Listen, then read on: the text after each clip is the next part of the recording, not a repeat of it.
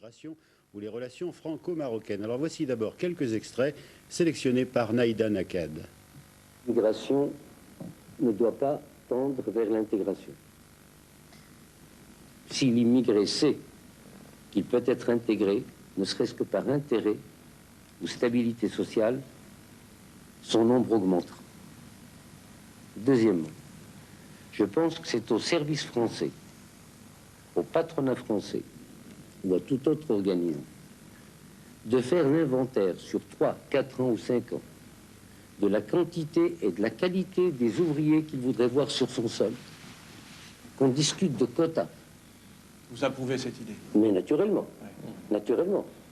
Quota par profession et quota par nationalité? Par nationalité et par profession. Ça fait 20 ans que cet individu vivait en France. J'avais voulu demander son expulsion. Je l'aurais peut-être fait, autant les socialistes, où n'étaient pas au pouvoir. Je ne l'ai jamais fait. Et je ne pense pas que je l'aurais fait. Pendant 20 ans, il a été toléré chez vous, il a écrit.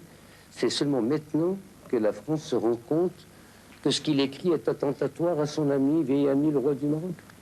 Il est condamné à perpétuité, si vous voulez, son dossier judiciaire pour pose de bombe et complicité dans pose de bombe.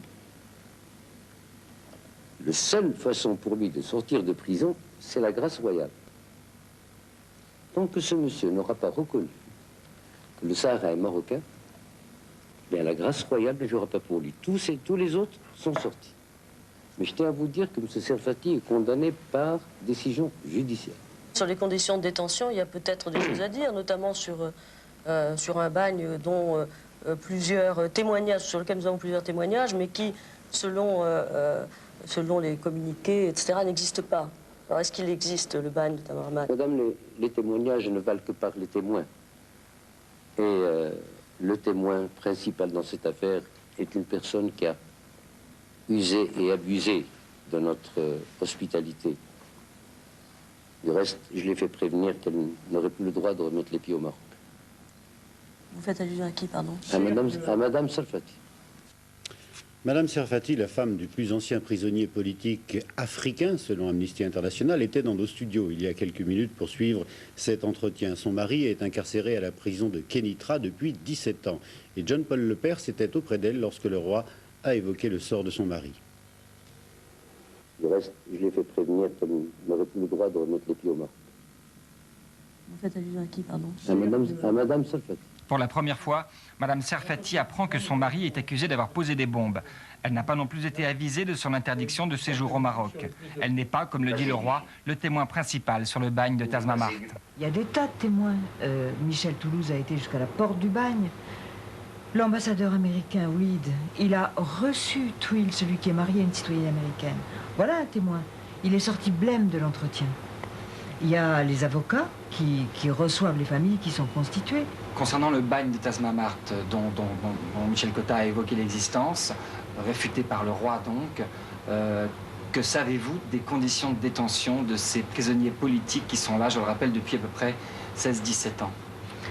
Je sais que c'est une vraie horreur, que depuis 18 ans, exactement, ils sont dans des cellules très petites, seuls dans leurs cellules. Le cauchemar de l'enfance, vous voyez ça? Dans le noir. Ils se coupaient les ongles avec leurs dents. Ils n'ont plus de dents maintenant. Ils se coupaient les cheveux aux angles des murs. Ils sont chauves maintenant. Je ne prends pas position sur le terrain politique. Jamais. Je ne veux pas parler des personnes. Je ne veux pas attaquer les personnes. Mais les droits de l'homme, ah ça oui. Et Tazmamart, avant tout, parce que c'est urgent, la moitié sont morts. On attend quoi? Que le reste meure? Je ne peux pas admettre ça. Autre témoin intéressé, l'opposant marocain Abdelmounen Diouri, revenu récemment en France après son expulsion vers le Gabon. Il a bien connu Abraham Serfati et n'est pas...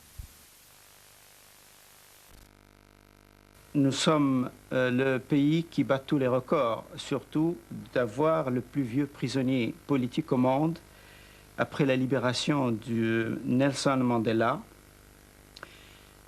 Abraham Serfati, qui est un homme d'une grande valeur, qui méritait d'être à la tête de l'État, alors que celui qui le maintient en prison mérite peut-être des tribunaux populaires.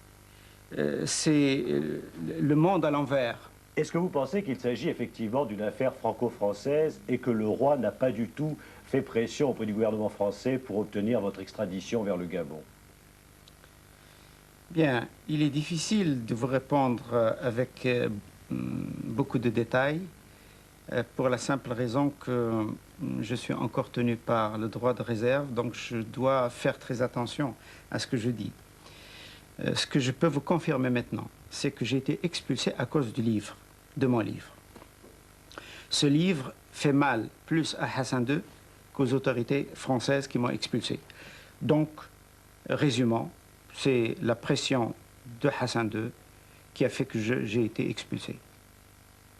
Alors, Régis Faucon, après ces réactions et après avoir entendu le roi Hassan II à partir de 19 h sur notre chaîne, on ne peut pas dire qu'il y a un certain réchauffement dans les relations franco-marocaines. Oui, alors, vous savez, homme de grande culture, Hassan II manie le verbe avec brio, mais pour qui sait lire entre les lignes, il y a là des critiques plus ou moins voilées de la politique française et de ceux qui la font. Alors, si le roi dit lui-même qu'il n'y a pas complot, il pense en revanche que certains compliquent les relations. Ce n'est pas un mystère que l'action de Mme Mitterrand, par exemple, en faveur des droits de l'homme, est fort mal perçue, mais le roi va plus loin en disant, en termes évidemment plus diplomatiques, qu'elle se mêle finalement de ce qui ne la regarde pas et que le comité de vigilance sur le référendum au Sahara occidental qu'elle anime pourrait se voir refuser l'entrée du territoire marocain. Mais alors, cette fois, le roi Hassan II va plus loin, il s'en prend directement à la personne du chef de l'État français, François Mitterrand. Oui, enfin, disons que c'est vrai que de la même façon, c'est la première fois qu'Hassan II dit tout le mal qu'il pense de la leçon de démocratisation donnée aux Africains par François Mitterrand, c'était, souvenez-vous, au sommet de la Baule.